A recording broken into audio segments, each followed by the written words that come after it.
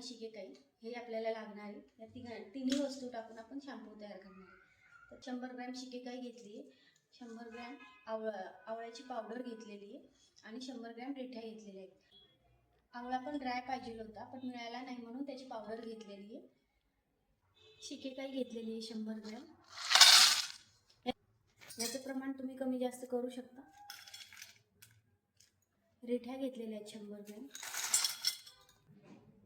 हे एकदा स्वच्छ धुवून घ्यायचं, म्हणजे धूळ वगैरे काय असेल तर निघून जाईल.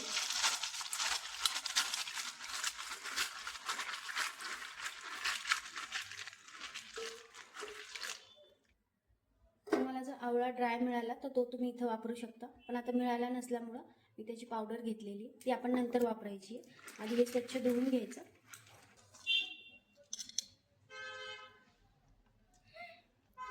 याच्यामध्ये पाणी घ्यायचं. हे बुडेल एवढंच पाणी घ्यायचं याच्यामध्ये. कुकरमध्ये पण पाणी टाकून घ्यायचं. आता ही आवळ्याची जी पावडर आहे ती पण ह्यात मिक्स करून घ्यायची. ती पण 100 ग्रॅमच आहे.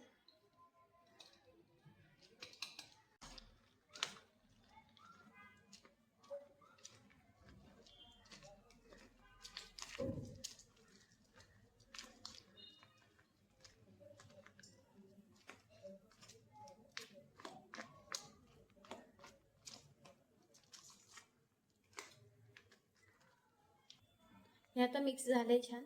आता हे कुकरमध्ये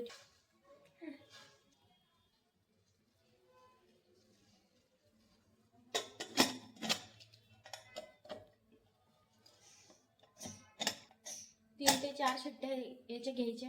हे छान शिजवून घ्यायचे आपल्याला.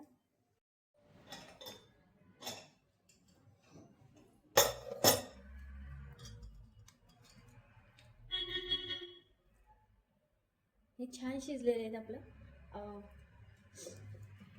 हे बघू शकताय बघा,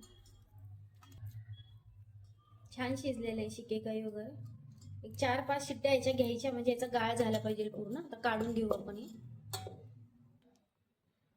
हे छान शिजलेले. आता आपण याला पुरण पात्रातूनच वाटून घ्यायचं.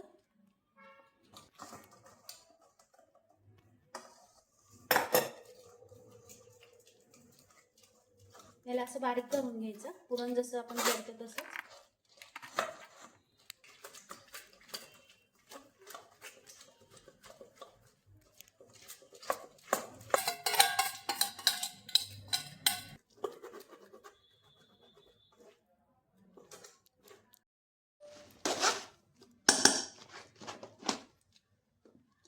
आता हे आता पूर्ण आपलं बारीक करून झालेलं आहे, याच्यामध्ये मॅश करून बघू शकता. आता हे कसं झालंय हे बघा.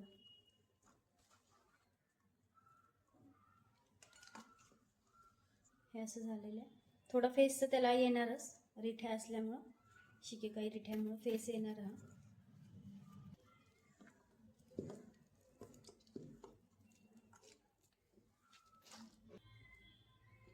हे आता आपली शॅम्पू तयार करून झालेला आहे. आता हा थंड झाल्यावर एका बरणीमध्ये ठेवायचा, पण हा फ्रीजमध्येच ठेवायचा, बाहेर नाही ठेवायचा. एक 2 ते 3 महिने छान टिकतो.